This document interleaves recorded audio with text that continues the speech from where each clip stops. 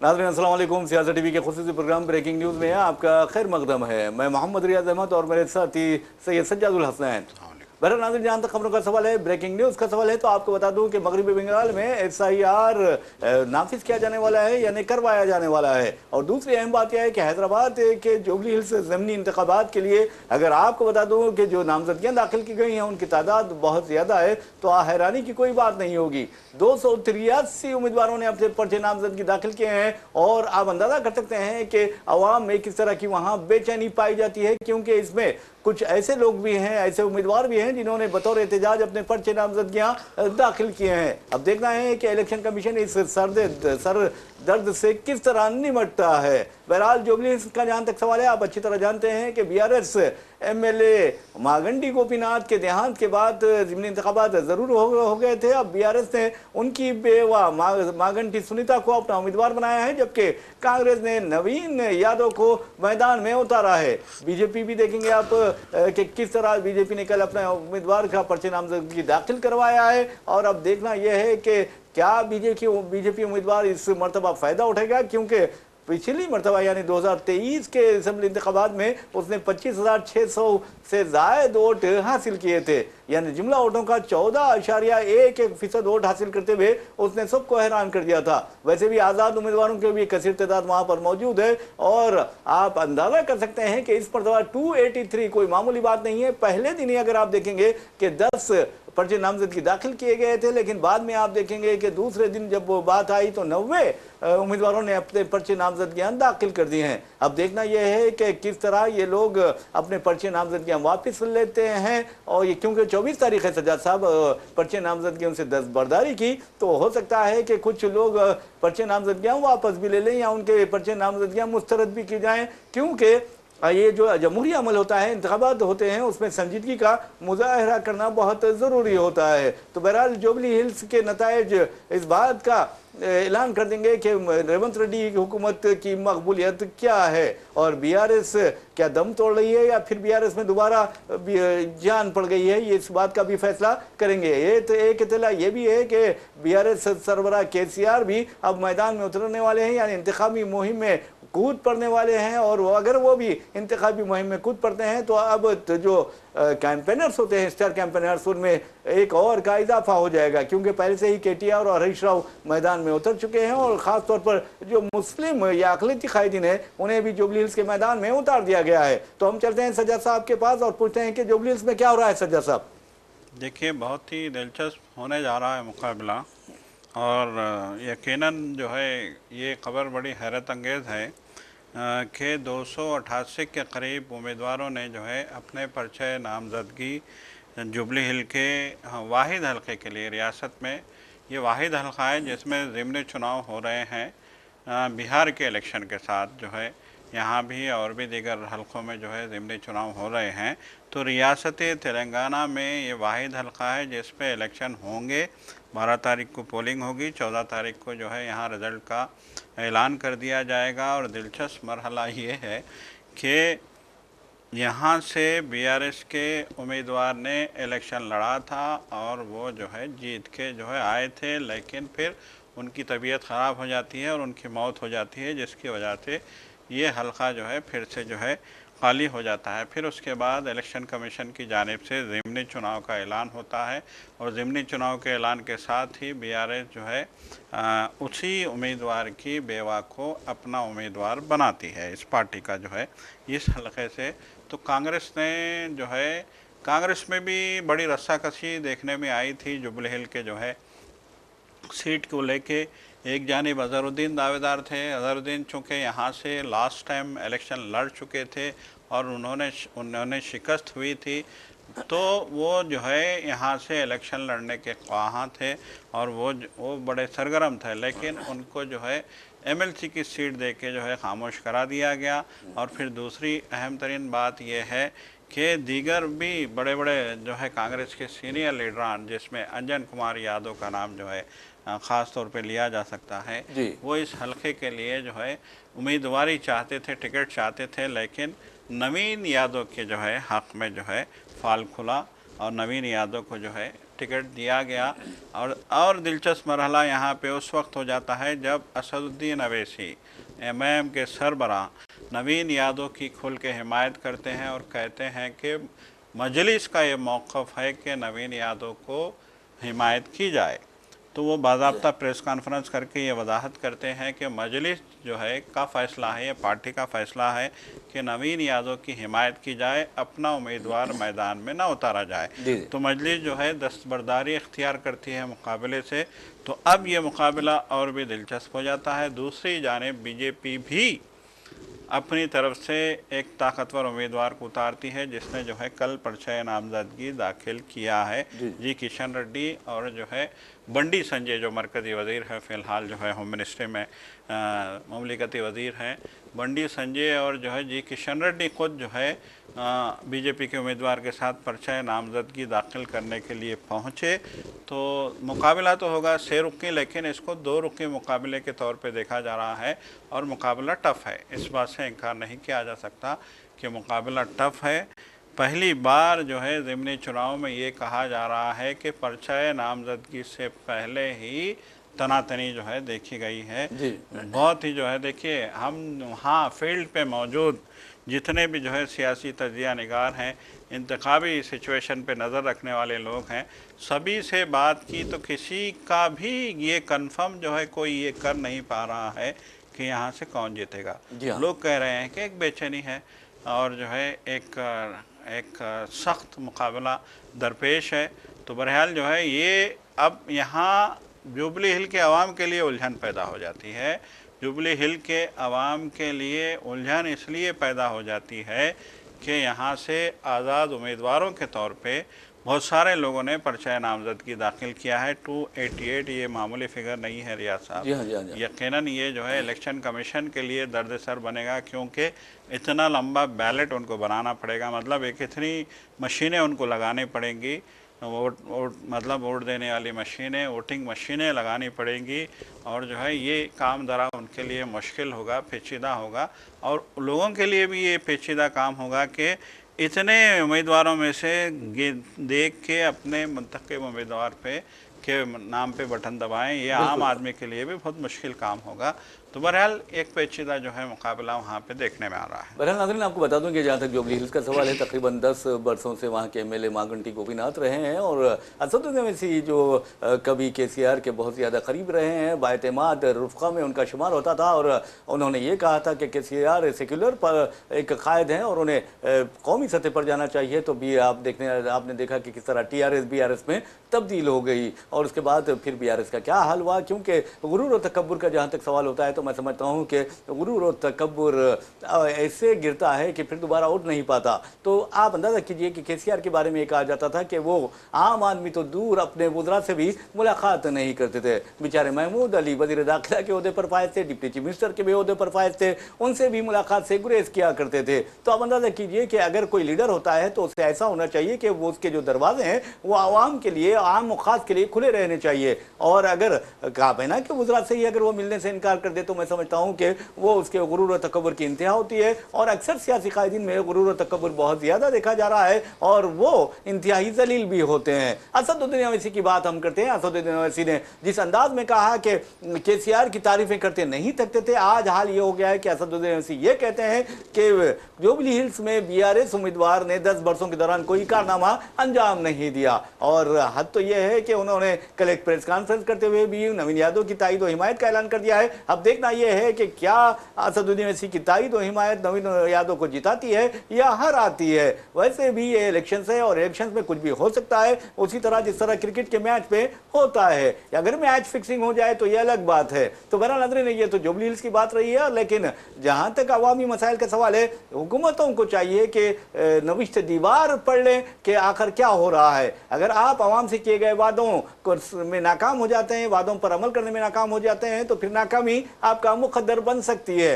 तो बहरहाल एक और खबर की जानिब हम लिए चलते हैं। उस खबर का ताल्लुक उत्तर प्रदेश के चीफ मिनिस्टर योगी आदित्यनाथ से है, RSS से है। आप अच्छी तरह जानते हैं कि RSS का जंग आज़ादी में या जद्दोजहद आज़ादी में या तहरीक आज़ादी में क्या रोल रहा है, कोई किरदार नहीं रहा है, लेकिन एक लतीफ़े की तरह, यानी एक जोक की तरह योगी आदित्यनाथ कहते हैं कि हमारे आबा अजदाद ने अंग्रेज़ों के खिलाफ लड़े हैं। तो वो आबा अजदाद किसको कह रहे हैं, ये पहले तो उसको डिफाइन करना चाहिए। आबा अजदाद ने लड़े हैं और वो कहते हैं कि आबा अजदाद लड़े हैं, तो फिर ये उलमा ने क्या किया है, ये एक सवाल पैदा होता है। अगर आप देखेंगे कि दिल्ली से लेकर लखनऊ तक अगर पेड़ों पर किसी की लाशें लटक रही थी तो वो उलमाए इस्लाम थे, उलमाए दीन थे, मदारिस के उलमा थे, जिन्होंने जद्दोजहद आज़ादी में अपने यानी जानों का नजराना पेश किया। क्या आबा अजदाद का मतलब वो तो नहीं है, ये एक सवाल पैदा होता है। और दूसरी अहम बात यह है कि योगी आदित्यनाथ ये भी कहते हैं कि सनातन धर्म को सबसे ज्यादा नुकसान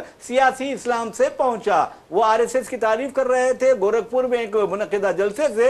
ये शख्स हमेशा बकवास करता है, तारीख का मुतालिया नहीं करता, स्टडी नहीं करता, ऐसा लगता है। योगी आदित्यनाथ को पहले तो तहरीक आज़ादी, जद्दोजहद आज़ादी का मुतालिया करना चाहिए गैर जानिबदाराना अंदाज में, तब उन्हें पता चलेगा कि अशफाकुल्लाह कौन थे और अशफाकुल्लाह ने क्या किरदार अदा किया था। तब उन्हें पता चलेगा कि हैदराबाद के आप देखेंगे कई ऐसे मुजाहिदीन आज़ादी थे जिन्होंने अंग्रेज़ों के खिलाफ आवाज़ उठाते हुए अपने जानों का नजराना पेश किया। लेकिन योगी आदित्यनाथ को अपने आबा व अजदाद याद आ रहे हैं और वो भी झूठ की बुनियाद पर। बहरहाल अब सियासी इस्लाम क्या है उन्होंने तो ये बात नहीं बताई है, लेकिन कहा कि सनातन धर्म को सियासी इस्लाम से बहुत ज्यादा नुकसान पहुंचा है, धक्का पहुंचा है। और वैसे भी आप अंदाजा कीजिए कि अगर आप आलाजात और अन्नाजात करते रहेंगे तो धक्का नहीं तो और क्या पहुंचेगा। अरे भाई, आप दलितों को आप देखिए सज्जाद साहब, हिंदू माशरे में, ये मैं नहीं कह रहा हूं, खुद दलित कहते हैं, हिंदू माशरे में दलितों को जानवरों से भी बदतर समझा जाता है। उत्तर प्रदेश, योगी आदित्यनाथ जहां के चीफ मिनिस्टर है, वहां पर एक ऐसा वाकया पेश आया जहां पर एक दलित ने आलाजात के हिंदू का कुत्ता छू लिया तो उसके हाथ काट दिए गए। कितनी शर्म की बात है। इनके आबा व अजदाद इस तरह के हरकतें करते रहे और ये कहते हैं कि हमारे आबा व अजदाद ने जद्दोजहद आज़ादी में अपनी जानों का नजराना पेश किया। ये गारंटी, ये चैलेंज दे सकता हूं कि अगर किसी ने जानों का नजराना पेश किया है इनके आबा व अजदाद, 10 मिसालें पेश नहीं कर सकते ये बिल्कुल। देखिए, आपकी बात काफ़ी अहम है और हम देख रहे हैं कि जब से बिहार का इलेक्शन आया है, जी। फिर से जो है यूपी के चीफ मिनिस्टर की ज़बान लंबी होने लगी है। और वो देखिए, बहुत अफसोस इस बात पे होता है कि वो कुछ भी जो है बोल देते हैं। अब देखिए, वज़ीर आज़म जब कुछ भी बोल सकते हैं इंतखाबी जलसे में जाके, तो फिर जो है ये उन्हीं के जो है वज़ीर आला हैं, उन्हीं की पार्टी के हैं, उन्हीं के नज़रियात से इनका ताल्लुक़ है, उन्हीं के जो है ख़ास साथी हैं, जो भी आप कहिए।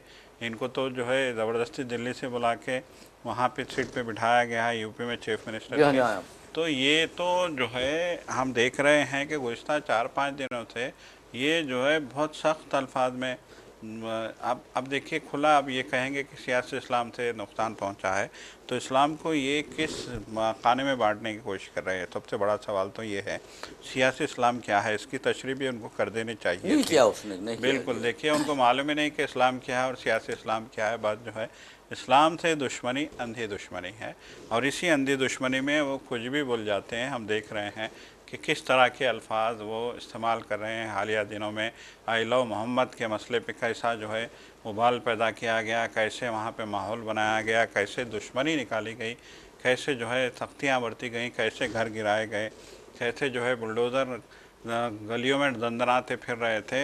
ये सब कुछ हमने देखा कि कैसे एडमिनिस्ट्रेशन का नाजायज़ इस्तेमाल किया जा रहा है। खुद आज़म खान ने जो है दो टोक अंदाज में कहा कि अब इंसानियत ऐसा मालूम होता है कि इंसानियत मर चुकी है। उन्होंने कहा कि ऐसा मालूम होता है कि अब आदमी नहीं रहे, इस रियासत में आदमी ही नहीं रहे। उन्होंने कहा कि सियासत में भी पहले जो है अखलाक व आदाब हुआ करते थे। उन्होंने कहा, देखिए तारीख़ गवाह है कि जब जंगें भी होती थी तो उसके भी अखलाक थे। मैदान जंग में जब लोग आते थे जंग लड़ने के लिए तो उनके भी बहुत सारी जो है उनकी कंडीशंस होती थी, उनके जो है अखलाक होते थे, उनका जो है कवायद होते थे, उनकी तहजीब थी, तहजीब के दायरे में वो जंग करते थे। बिल्कुल। तो आज ये लोग सियासत में क्या आ गए, इक़्तिदार में क्या आ गए, ऐसा मालूम होता है कि आपे से बाहर हो गए हैं। उनको तो सिर्फ यही लग रहा है कि बस ये दुश्मनी, ये जो हम जो है ये जो इस्लाम से हमारी दुश्मनी है, इसको अभी हमको जो है पूरा का पूरा जो है कर देना है, दुश्मनी को जो है पूरी तरीके से हमको निकाल देना है ये दुश्मनी, ऐसा मालूम हो रहा है। हम देख रहे हैं एक जानिब आसाम के चीफ मिनिस्टर को देखिए, दूसरी जानिब जो है उत्तराखंड के चीफ मिनिस्टर को देखिए, ये मुकाबला चल रहा है तीसरी जानिब बिल्कुल तीसरी जानिब यूपी के चीफ मिनिस्टर को देखिए। किस तरह के हालात जो है इस मुल्क के बनाए जा रहे हैं और कैसी कैसी जो है अहमकाना बातें। देखिए ये तो पूरी तारीख बदलने के दर पे हैं। जी हाँ, जी हाँ। ये तो पूरी तारीख बदलने के दर पे हैं। ये जंग आज़ादी को भी बदल देना चाहते हैं, जंग आज़ादी की तहरीकों को भी ये बदल देना चाहते हैं। ये तो अपने हिसाब से जो है तारीख लिखना चाहते हैं। इनके दिलों में इतना मतलब एक इतना फ्रस्ट्रेशन है और उस तारीख से इतने खौफज़दा हैं जो हकीकी तारीख है, जो उलमा की तारीख है, जो जंग आज़ादी में जिन उलमा ने हिस्सा लिया। 1857 के गदर को क्या हम मिटा सकते हैं? 1857 के गदर को। तो उस तारीख से ये लोग खौफज़दा हैं, उस तारीख से ये लोग परेशान हैं, उस तारीख से ये लोग जो है शर्मिंदा हैं। जो भी अल्फाज आप कह लें, उस तारीख़ को ये लोग मिटाना चाहते हैं, लेकिन सच्चाई मिट नहीं सकती। ये जो है इनको अपने पल्ले बांध लेना चाहिए। 2014 से हम देख रहे हैं कि 2014 में जब मोदी इख्तिदार में आए तब से झूठ की बुनियाद पे इनकी दुकानें चल रही हैं, लेकिन हमेशा से कहा गया है कि झूठ के पाँव लंबे नहीं होते। बिल्कुल, तो इन्हें ये जो है समझ लेना चाहिए। बहरहाल नाज़रीन, आपको बता दूं कि जहाँ तक योगी आदित्यनाथ का सवाल है, योगी आदित्यनाथ बकवास में तो माहिर है और वैसे भी ऐसा लगता है कि अगर आप चीफ मिनिस्टर आसाम की बात करते हैं, उत्तराखंड के चीफ मिनिस्टर की बात करते हैं या फिर राजस्थान या मध्य प्रदेश के चीफ मिनिस्टर्स की बात करते हैं, तो ऐसा लगता है कि इनमें मुकाबला चल रहा है कि नरेंद्र मोदी का जानशीन कौन होगा। वैसे भी नरेंद्र मोदी ज़ईफ़ुल उम्री में पहुँच गए हैं, उनकी हालत भी अब देखेंगे कि 75 साल में क्या हो रही है। बेचारे सोते नहीं, आम पर गुजारा करते हैं। जैसा कि अक्षय कुमार ने कहा कि मोदी जी आप क्या खाते हैं, अगर आम खाते हैं तो फिर क्या चाट कर खाते हैं या काट कर खाते हैं। उन्होंने ये सवाल किए थे, या चूस कर खाते हैं। यकीन मानिए कि इंसान की सेहत अगर अच्छी होती है तो काट कर खाता है, अगर खराब होती है तो चूस कर खाता है, और अगर और खराब हो जाती है तो चाट कर खाता है। तो कहने का मतलब यह है कि हालात हमारी इंडियन पॉलिटिक्स की हालात ये हो गई है, पॉलिटिकल वैल्यूज की हालात उसी तरह चूसे हुए आम की तरह हो गई है जो नरेंद्र मोदी के बारे में अक्षय कुमार ने कहा था। लेकिन एक बात जरूर है कि अब देखना यह है कि मोदी का जानशीन कौन होगा। यही वो होगा जो ज्यादा यानी जहर उगलेगा या फिर खपरस्ती की बातें करेगा, लोगों को मजहबी बुनियाद पर तकसीम करेगा या नफरत अंगेज ख्यालात का इजहार करेगा। तो बहरहाल नाज़रीन, योगी आदित्यनाथ को तारीख हिंद नहीं मालूम, हिंदुस्तान की तारीख नहीं मालूम, मुजाहिदीन आज़ादी की तारीख नहीं मालूम, उन गद्दारों के बारे में नहीं मालूम जिन्होंने RSS के तलवे चाटे थे, उन गद्दारों के बारे में योगी आदित्यनाथ नहीं जानते जिन्हें जो RSS के वजीफे ख्वार थे, उन्हें पेंशन दिया जाता था 60 रुपए, उस जमाने के 60 रुपए आज के 4 लाख रुपए होते हैं। तो बहरहाल वो गद्दार कौन थे जो RSS के वजीफे ख्वार थे, वो गद्दार कौन थे जो RSS के लिए मुखबिरी करते थे मुजाहिदीन आज़ादी के खिलाफ, ये योगी आदित्यनाथ अच्छी तरह जानते हैं और उन्हें जानना भी चाहिए। लेकिन इस तरह की जो झूठ, इस तरह की बकवास करना, मैं समझता हूं कि हिंदुस्तानी माशरे में मुनाफरत फैलाने के मुसद्दाक है। वैसे भी नाज़रीन आपको बता दूं कि योगी आदित्यनाथ ठाकुर हैं, अपने आप को बहुत बड़ा कहते हैं। अगर मुकाबला करना है तो मुसाबिकत करनी है तो इंसानियत के नाम पर मुसाबिकत कीजिए कि इंसानियत के तुम क्या काम करते हो, उस सिलसिले मुसाबिकत कीजिए। हम आपको लिए चाह सकते हैं कर्नाटक में आपको बता दें कि कर्नाटक के कैबिनेट वजीर है ज़मीर अहमद खान। आपको बता दूं कि उन्होंने हालिया अरसे के दौरान एक चम्मार पंडित थे, उनको अपने हाथ से निवाला खिलाया, और जब वो निवाला उन्होंने चम्मार पंडित ने निवाला चबा लिया तो फिर वो निवाला उनसे लेकर अपने मुंह में डाल लिया। क्या योगी आदित्यनाथ इस तरह की इंसानियत की मिसाल कायम कर सकते हैं? किसी चम्मार का, किसी दलित का झूठा निवाला योगी आदित्यनाथ अपने मुंह में डाल सकते हैं? ये मेरा चैलेंज है कि वो जिंदगी भर इस तरह नहीं कर सकते, और ये हमारा चैलेंज कभी गलत नहीं होता। तो बहरहाल पहले तो इंसान बनना चाहिए, लीडर बनने से पहले, पॉलिटिशियन बनने से पहले, वजीर बनने से पहले या वजीर आला बनने से पहले या वजीर आजम बनने से पहले इंसान बनना चाहिए इंसान को, और तब कहीं जाकर वो आदमी बनता है। तो कहने का मतलब यह है कि आप अंदाजा कीजिए कि किस तरह फिरका परस्त दरिंदे हिंदुस्तान को तबाह व बर्बाद करने पर तुले हुए हैं अपने नफरत अंगेज और इश्तियाल अंगेज बयानात के जरिए। तो बहरहाल हम दिए चलते हैं एक और खबर की तरफ, और उस खबर का ताल्लुक है मगरबी बंगाल से और अमित शाह से। बीजेपी के से भी इसका ताल्लुक है। बीजेपी ये कह रही है कि बिहार से लेकर आसाम से लेकर मगरबी बंगाल में जो दरअंदाज आए हैं उसके नतीजे में मुसलमानों के आबादी में इजाफा हुआ है, जबकि शरह पैदाइश का इसका कोई ताल्लुक नहीं है। अमित शाह का हाल ही में एक बयान आया है और उन्होंने एक अखबार के कॉन्क्लेव में ये बात कही है, और जो वहां पर पढ़े लिखे लोग थे, हाईली एजुकेटेड लोग थे, वो भी उनकी बातों में आ गए हैं। जबकि अमित शाह ने जो आबादी के बारे में कहा कि वो बिल्कुल झूठ था। अगर अमित शाह ये कहते हैं कि दरअंदाजी के नतीजे में मुसलमानों की आबादी में इजाफा हुआ है, तो सवाल ये पैदा होता है कि अमित शाह क्या कर रहे थे, मोदी जी क्या कर रहे थे, उनकी हुकूमत क्या कर रही थी? क्या कांग्रेस की हुकूमत है या किसी और जमात की हुकूमत है हिंदुस्तान में पिछले 11 वर्षों के दौरान? ये सोचने वाली बात है।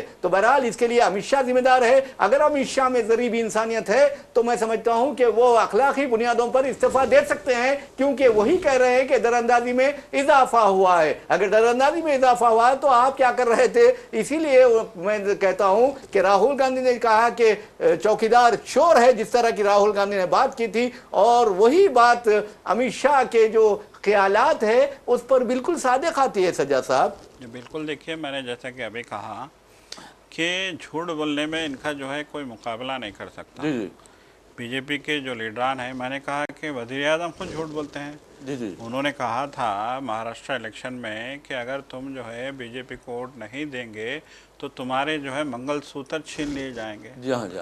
इससे बड़ा झूठ और क्या हो सकता है? क्या जो है एक प्राइम मिनिस्टर इस तरह से आम सीधे साधे लोगों को बेवकूफ़ बना सकता है? सोचने वाली बात है। मतलब निचली एक वज़ीर आज़म, देखिए इससे निचली स्थिति और क्या हो सकती है कि एक वज़ीर आज़म लोगों को डरा रहा है कि अगर आप हमें वोट नहीं देंगे तो आपके मंगलसूत्र छीन लिए जाएंगे, आपकी जायदादें छीन ली जाएंगी। इस तरह से क्या झूठ बोल के लोगों को डराया जा सकता है? और ये ही जो है हरकत अमित शाह भी करते हैं जब भी इलेक्शन आता है। इससे पहले झारखंड में इलेक्शन हुए थे, आपको याद होगा, रियाद था। झारखंड में भी उन्होंने कहा था कि दरअंदाजी हो रही है बांग्लादेश से। तो झारखंड के चीफ मिनिस्टर ने यही कहा था कि बांग्लादेश से दरअंदाजी हो रही है, तो फिर क्या आपने चूड़ियाँ पहन रखी हैं? आप तो होम मिनिस्टर हैं, बिल्कुल आपकी जिम्मेदारी है सरहदों की निगरानी। बिल्कुल सही तो कहा। बिल्कुल, तो जो है वहाँ देखिए झारखंड के लोग जो है समझदार थे, उन्होंने बीजेपी को मात दे दी, हरा दिया बीजेपी को, बीजेपी की बातों में नहीं आए। अब ये बिहार के लोगों की भी जिम्मेदारी है कि वो समझें कि सच क्या है, झूठ क्या है, कैसे लोगों के बीच नफरत पैदा की जा रही है, कैसे झूठे प्रोपेगेंडे किए जा रहे हैं। जो शख्स झूठे प्रोपेगेंडे करता है वो आपके साथ कभी दयानतदार नहीं हो सकता, आपके साथ वो कभी इंसाफ नहीं कर सकता।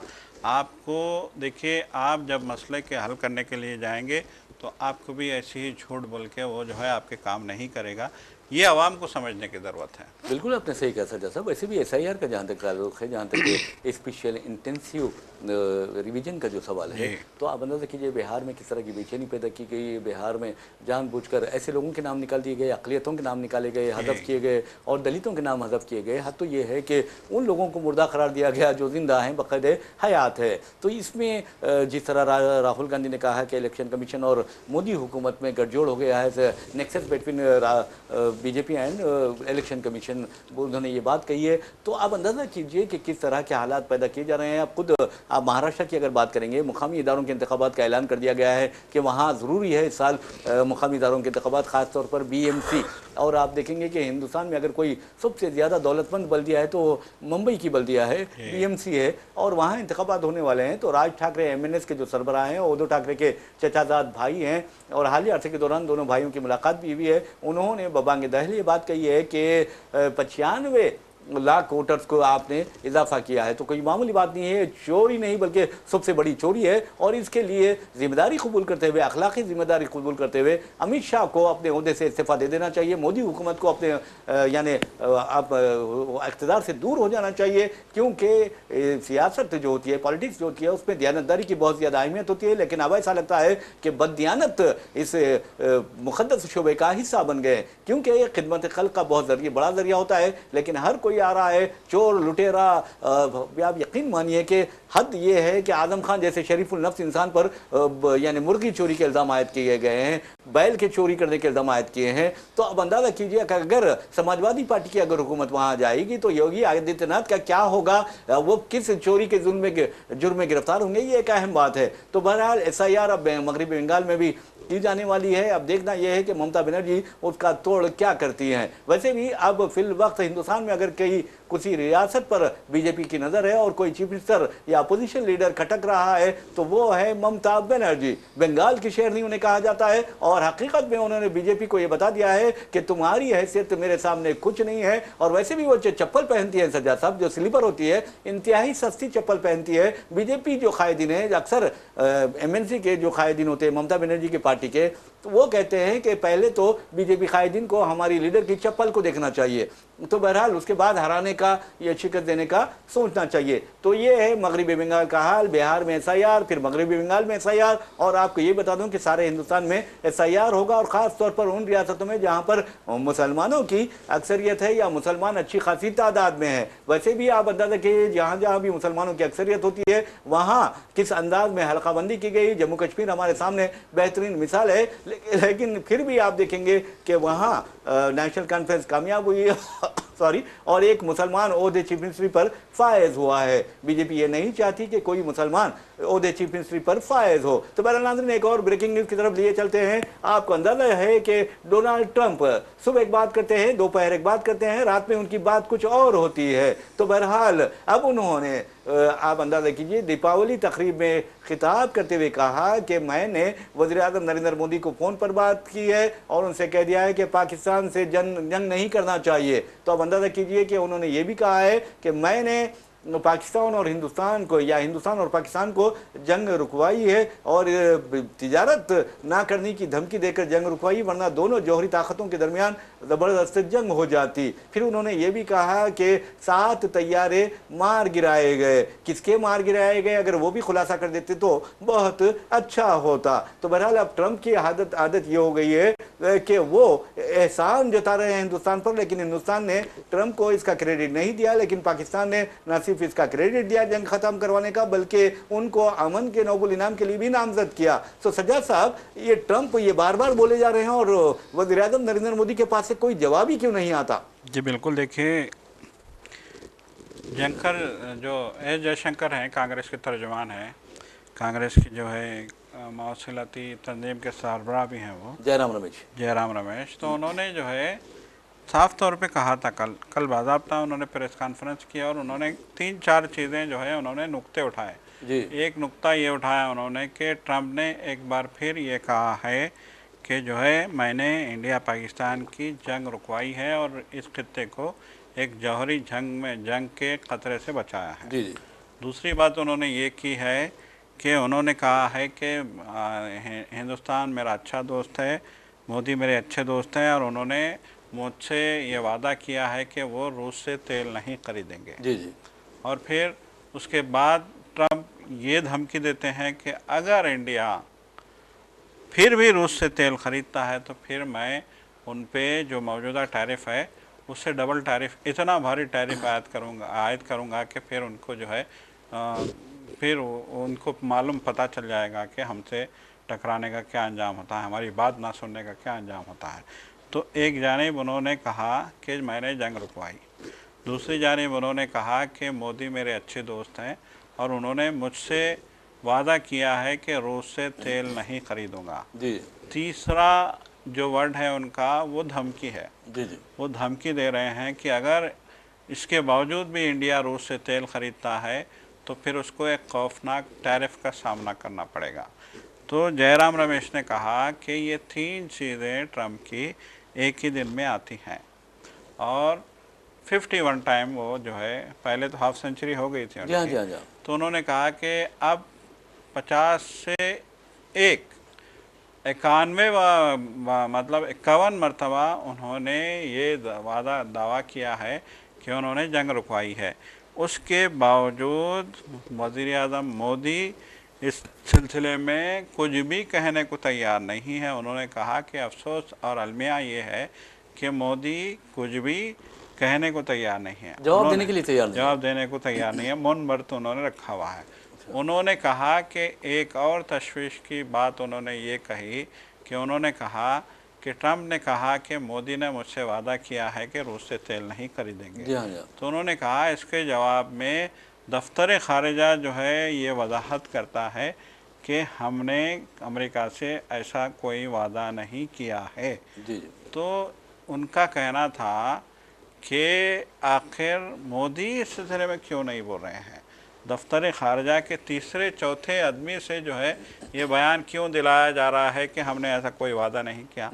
ट्रम्प जब कह रहे हैं कि मोदी ने मुझसे वादा किया है, जी जी, तो फिर वज़ीर आज़म मोदी इस पर क्यों मुंह नहीं खोल रहे हैं।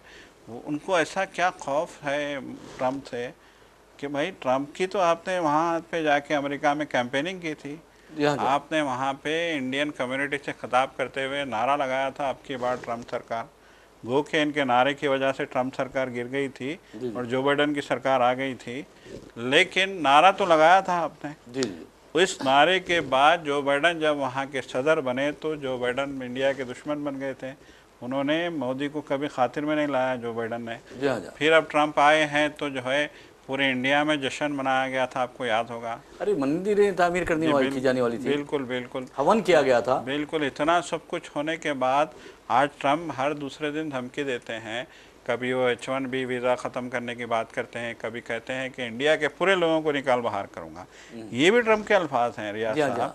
इससे बड़ी बेइज्जती हमारे इस अज़ीम-उश-शान मुल्क की और क्या हो सकती है कि ट्रम्प कह रहा है कि पूरे इंडियंस को निकाल बाहर करूँगा। क्या इंडियन चोर हैं? इंडियन ही की वजह से आज अमेरिका अमेरिका है। अमेरिका को जो ग्रेड बनाया है वो हमारे यहाँ के IT माहिरीन ने बनाया है। अमेरिका को जो अमीर तरीन बना रहे हैं वो इंडिया से गए हुए माहिरीन बना रहे हैं।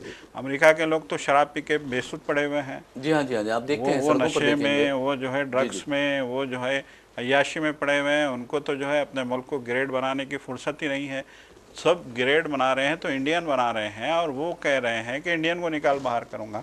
तो ये ऐसी क्या मजबूरी आ गई कि मोदी जो है कुछ बोलना नहीं चाहते और ट्रम्प एक के बाद एक बोले जा रहे हैं। और आप अंदाजा कीजिए कि मोदी जी जिस अंदाज में, मैं समझता हूँ कुछ कम्युनिकेशन गैप है मोदी जी के और दरमियान और ट्रम्प के दरमियान, क्योंकि ट्रम्प अंग्रेजी बोलते हैं, मोदी जी समझते नहीं हैं, और वैसे भी मोदी जी MA भी हैं, उसमें भी कोई शक नहीं है। आप अंदाज़ा कर सकते हैं उनके सर्टिफिकेट्स का बहुत बड़ा मसला भी चला, तनाज़ा भी मंजर आम पर आया, और वैसे भी उनके जो डेट ऑफ बर्थ है वो भी 2 है। डिग्रीज़ के बारे में भी शुक्र को शुबा ज़ाहिर किए जाते हैं। अरविंद केजरीवाल ने तो सबूत के साथ उनको चैलेंज भी किया था, लेकिन उसके बाद आप देखेंगे कि किस तरह दिल्ली यूनिवर्सिटी सामने आती है, उनके दिफा में सामने आती है। बहरहाल मोदी जी की खामोशी की हम बात कर रहे थे। आप अंदाजा कीजिए कि मोदी जी जिस अंदाज में डरे हुए हैं, ऐसा लग रहा है उनकी बेबसी बेहिसी जाहिर होती है उससे, और एक तरफ है ट्रम्प को उन्हें डराए जा रहे हैं। ये डरने वाली बात नहीं है। एक अजीम मुल्क के हम, आप वज़ीर आज़म हैं, और कोई हिंदुस्तान कोई मामूली मुल्क नहीं है, दुनिया का सबसे बड़ा कंज्यूमर मार्केट है। और आपको बता दूं कि आज इंटरनेशनल लेवल पर जो सोने की कीमत में जो इजाफा हुआ, फिर थोड़ी सी कमी भी आई है।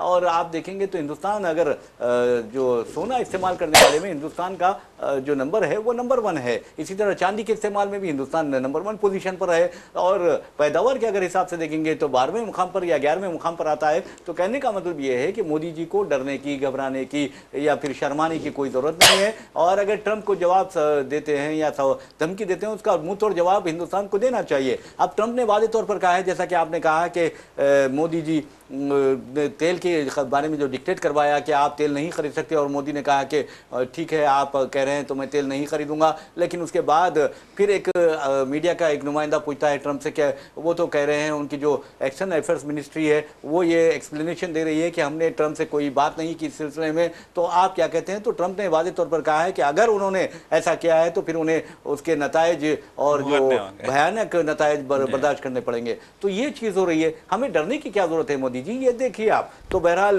बहैसियत साफ़ी, बहैसियत एक शहरी, हमारा ये हक बनता है कि इस तरह के जो बुज़दिली का मुजाहरा करते हैं उनको हिम्मत दिलाएं कि, और ये बताएं कि आप हिंदुस्तानी हैं, आप कोई अरे गैरे रत्तू खैरे नहीं है, हिंदुस्तानी है, और हिंदुस्तान एक अजीम मुल्क है। तो बहरहाल नाज़रीन, इसके साथ हम अपना प्रोग्राम ब्रेकिंग न्यूज़ अख्ताम को पहुंचाते हैं। अपने मेज़बान मोहम्मद रियाज अहमद और मेरे साथी सैयद सज्जादुल हसनैन को इजाज़त दीजिए। इंशाअल्लाह फिर मुलाकात होगी, फिर बात होगी। तब तक के लिए अल्लाह हाफ़िज़। खुदा।